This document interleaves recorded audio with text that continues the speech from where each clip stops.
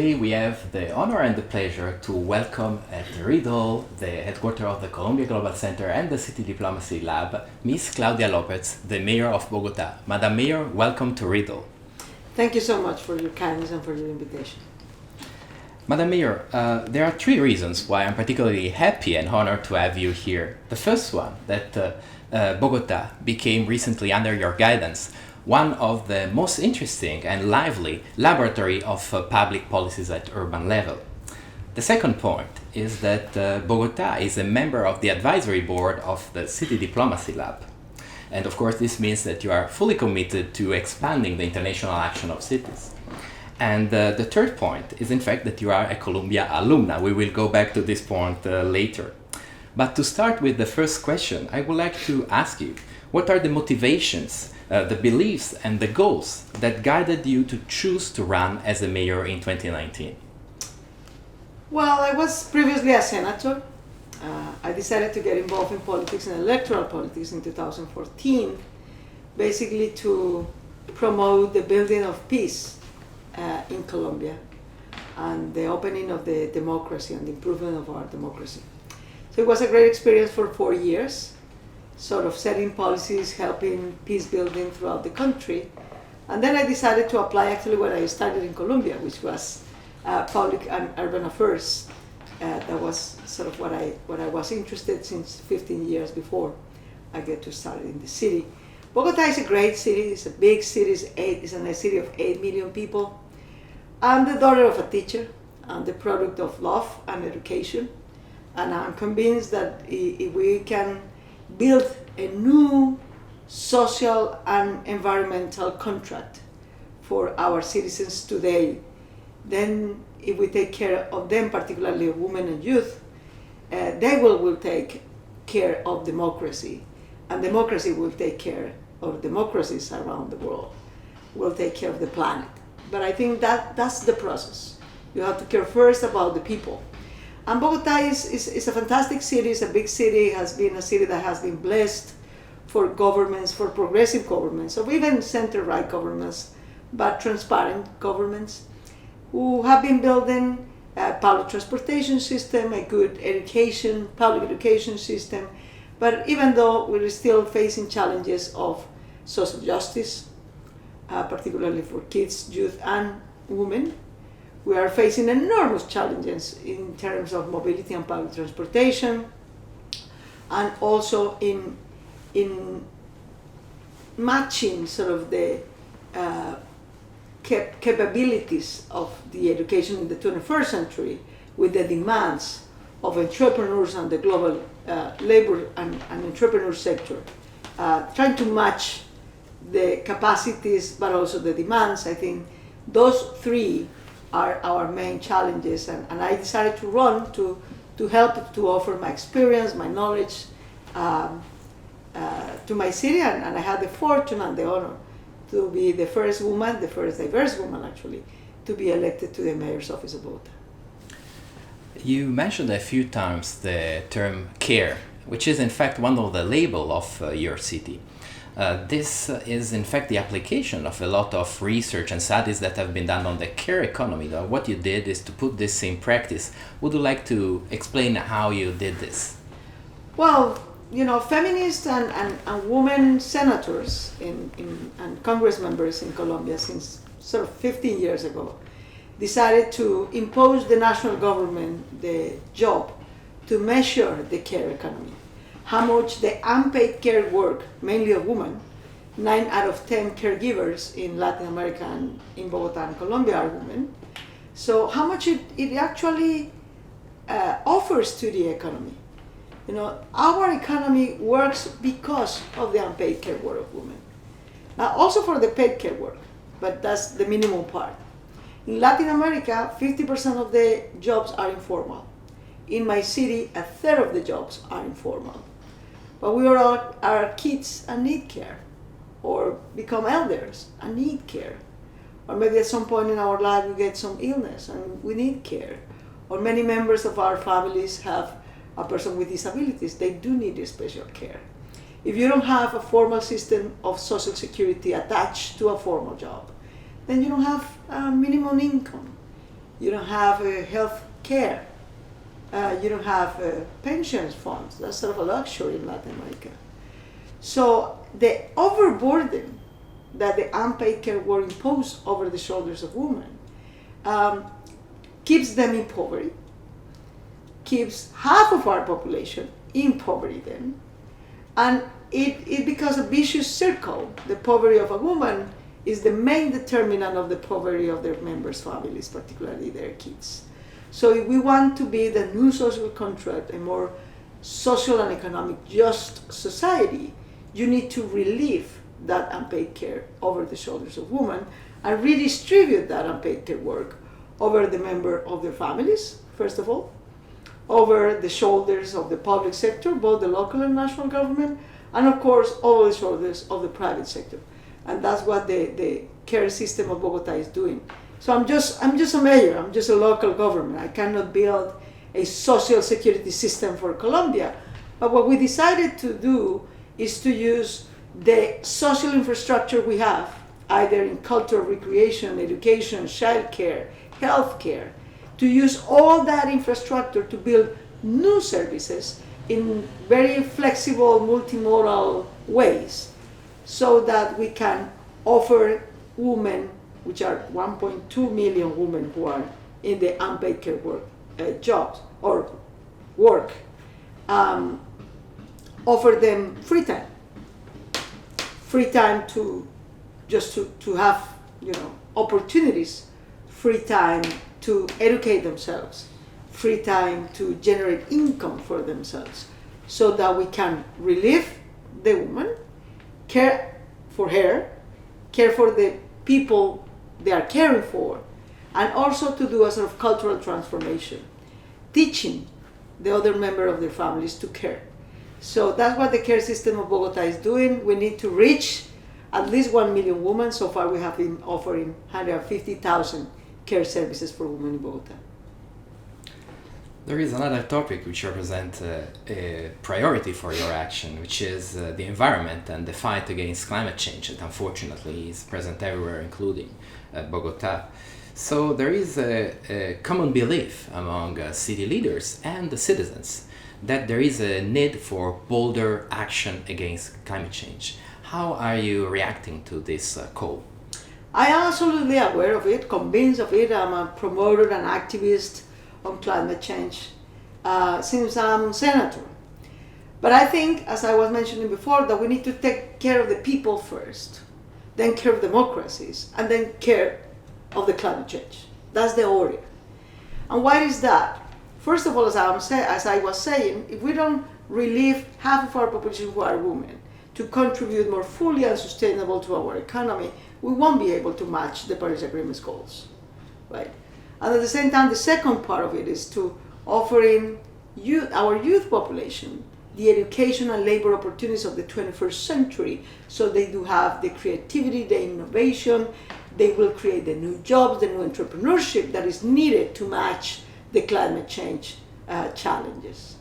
And then if we include the excluded, which are basically the ethnic woman and youth population in Latin America, at least they are the most excluded and the most left behind. If we include them, that's going to strengthen our democracies. Instead of polarization and deep division, we will have more common purposes, more inclusion, more social justice. And why it's important to take care of democracies? Because only democracies commit. You know, autocrats and dictators, they don't care about their own people. They care less about the planet. Only democracies commit to global challenges, to global compromises, whether it is, you know, reducing gun violence in the streets or taking care of the climate emergency. So if we don't protect democracies, there won't be, you know, anybody left to take care of the planet. So I think there is a strong connection among these goals, and that's what I've tried to offer this vision to my city.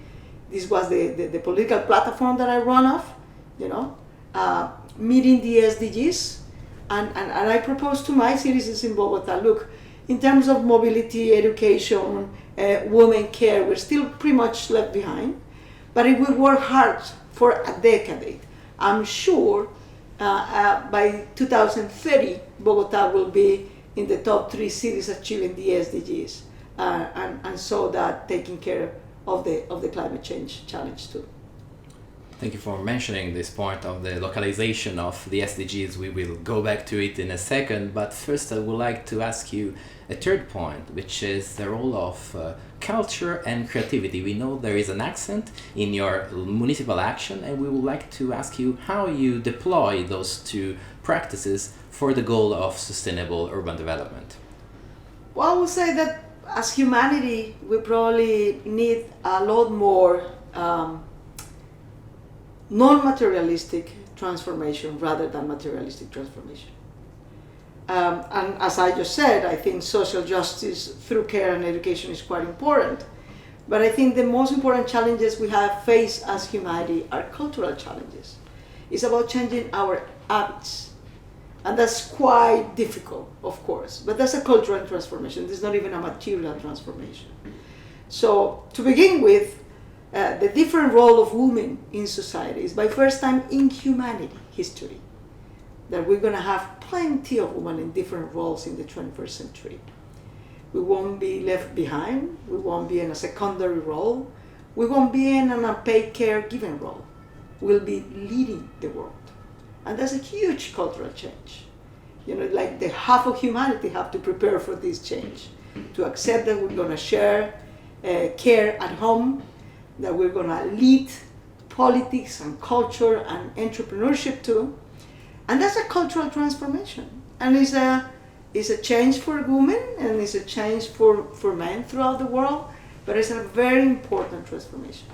In the case of Latin America particularly, who has a very machistic culture, changing that, changing the habits, you know, teaching men that their masculinity has nothing to do with their roles or the roles of women, that they can transform their roles without any affection, quite the opposite, a great, you know, openness and richness of their own masculinity. It's a great cultural transformation. I think it's the most important in the 21st century. And second of all, the new habits for climate change emergency. You know, we need to walk more instead of riding a car. We need to build and use more public transportation. We need to sort out residuals at home. We need to reuse and recycle. It's a huge cultural transformation of common day life habits. So yes, at the same time, you need some material base to do that, but as equally important is to have a cultural transformation. And I think providing, incentivizing, innovating such a cultural transformation is probably the most important public good and public service of the 21st century. And that's something that probably local governments has to become very key as providers. Absolutely. I think there is, in fact, one of the obstacles that hinders the activity for transformative action from municipality is the fact there is this understanding that their moral good is no more enough. Yeah. And so is this in the hands of the mayor and the municipality to communicate to the municipality, to the population, how to change the path? Is this a communication issue eventually? Not only, it is definitely, you know, I think from my own experience, I'm not by far an expert on cultural transformation, but I think, you know, providing the materialistic base of individual or household level, the sort of infrastructure, the citywide infrastructure of social care, women care, public transportation, open space, circular economy, but at the same time providing the pedagogic communication, the empathic formation of social values. All these three combined are, I think, the most important capabilities that any local government has to build on in the 21st century to lead, actually, their society to a good term. I would like now to move to the topic of city diplomacy, which is the central theme of our lab. So there is this understanding that there is a gap between the international recognition that cities enjoy and the role that they are playing in tackling those global challenges that we mentioned, such as climate change or equality. So do you think there is this sort of gap, and what can city do to overcome it? Well, first of all, building the three sorts of capabilities that I just mentioned, but also we need to recognize that we live in a world in which half of the population is living already in cities, so urban culture and urban life and urban management is just going to be decisive on the way of life of half of our population. And just in a couple of decades, it won't be 50, but 70% of it. So local governance and urban and city governance is quite important for global governance. And also, you have global challenges, whether it is war or food production or climate change. These are global challenges.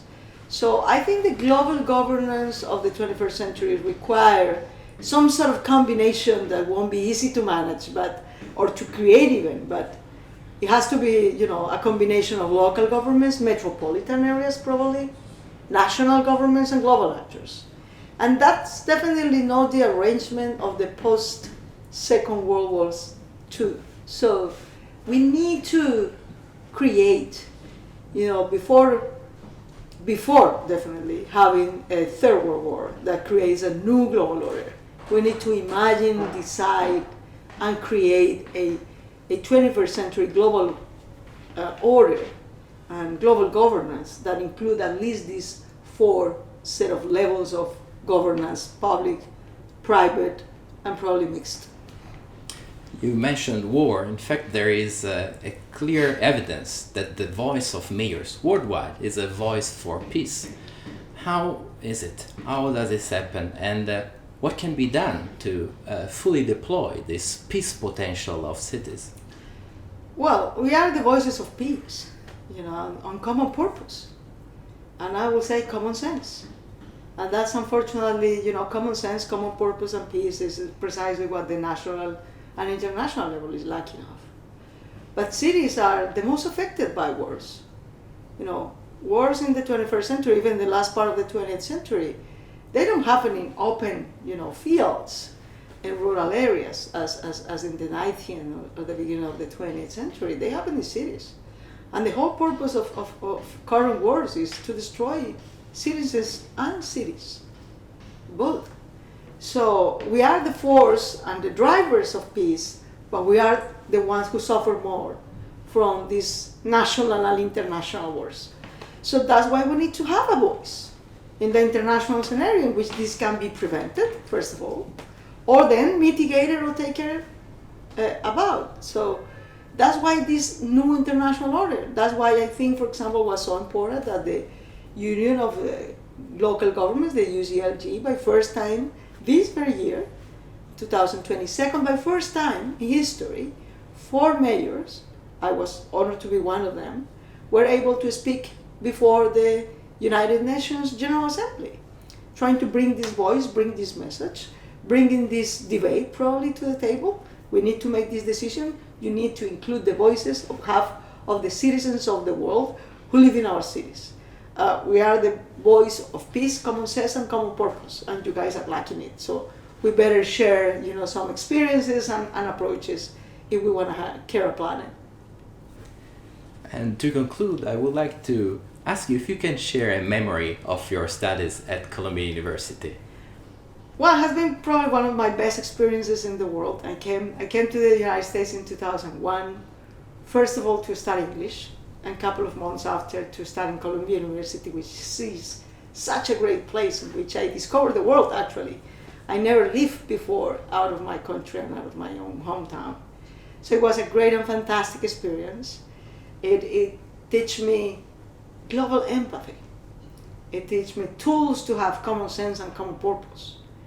It taught me how to do social and urban policy very comprehensively, I had the opportunity not only to study at CIPA, which was my own school, but to have the entire Columbia schools at my hand, which was like, wow.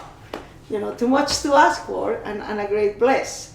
So the person that I am now, the leader that I am now, and the mayor that I am now, I owe that to the experience of Colombia in first time, which I did my master's degree from 2001 to 2003.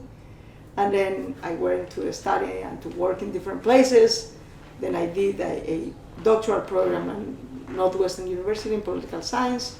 So I owe too much to Colombia. I always love it. And they have been, as you are now, incredibly kind to have me, to come back, to have these sort of conversations, this sort of openness to maintain this conversation that I had since 2001. Thank you very much, Madam Mayor. I'm sure your vision, your best practices will definitely inspire a lot of cities worldwide of different size, of different socio-economical condition, because we can see that there is a vision that is totally shareable all across the world and tackling those global challenges that we mentioned. Thank you very much for taking the time to discuss with us. Thank you so much for the opportunity.